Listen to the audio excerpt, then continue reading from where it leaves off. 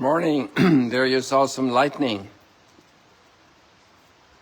And as we started, there was the rumbling of thunder, not too close, somewhere in the distance.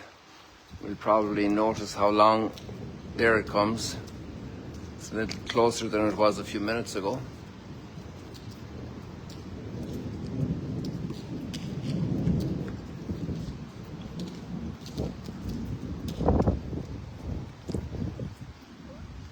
So welcome back to Magdala on this rainy November morning, late November. It's good to be back home after marvelous days in Washington.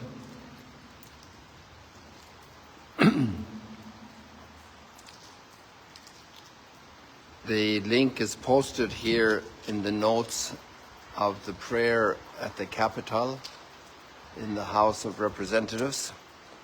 There are two links. One of the links doesn't give you the video, but it gives you the text. And the other link that says YouTube will give you the video of the prayer spoken and then the generous remarks of the representative, one of the representatives who invited me, Tom Emmer, and also Pete Aguilar was the other sponsor of the prayer. There we had some more lightning now.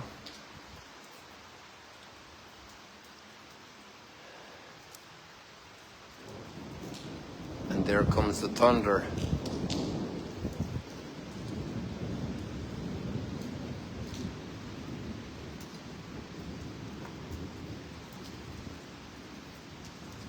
When I got back last night, there was a bus parked with another group, and little by little the groups are still coming, even though it's late November, which traditionally would be a less active time for pilgrimage. Here you see the palm tree that lost its head. It fell off there over a week ago, I think, before I left. In a gust of wind, it was obviously weakened. Kind of matches the readings today. And we see these wonderful trees, the way they stand in the wind, and the gale force can strike, and yes, there are more lightning. A gale force can strike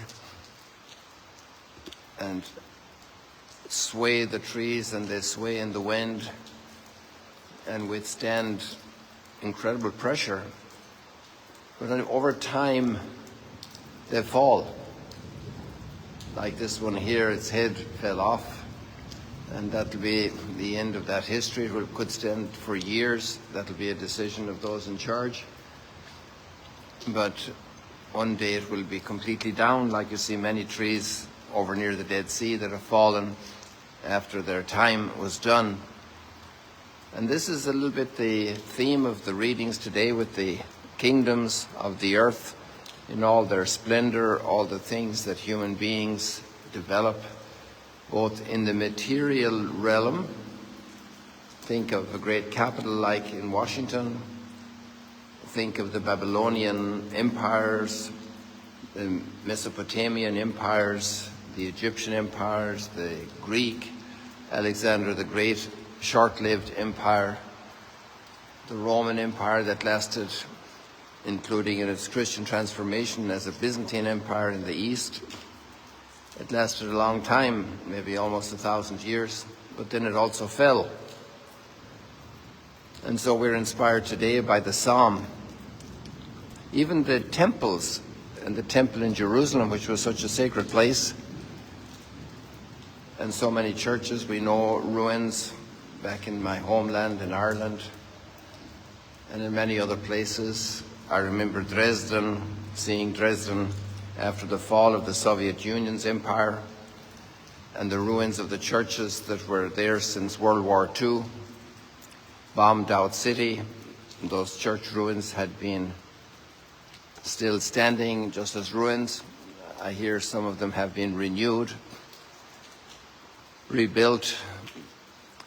But this is a phenomenon of our lives. We can build so much.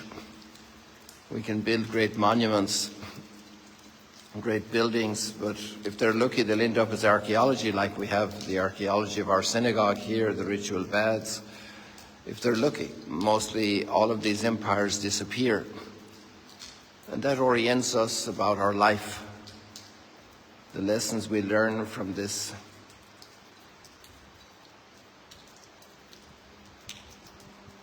disappearance of human power. And sometimes it lasts a very short time.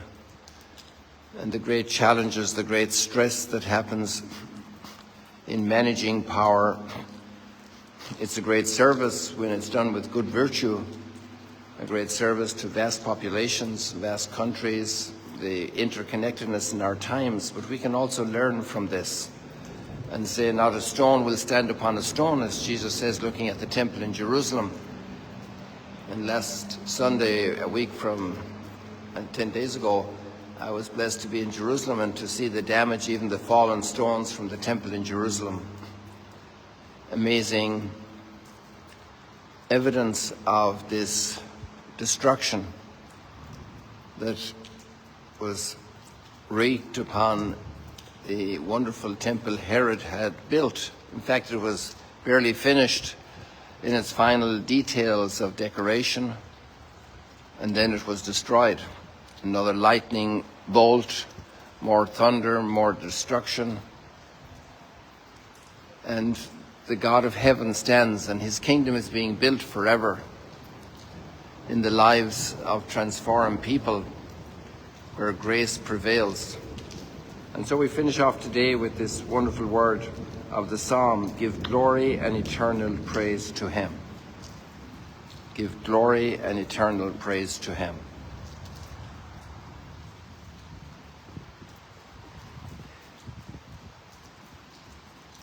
So in deep gratitude for all who helped me in the United States, greetings to all of them, for the events at the Museum of the Bible, which were wonderful, the inauguration of the Dead Sea Scrolls, the Magdala stone, original, is now exposed in the Museum of the Bible in Washington, just a few steps from the Capitol.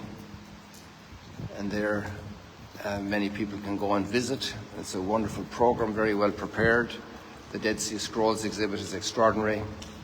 I can only recommend you to visit those places. And I commend in prayer all of the people who are helping and participating in the programs in which I was part of this past week in Washington. God bless you all. See you later, alligators.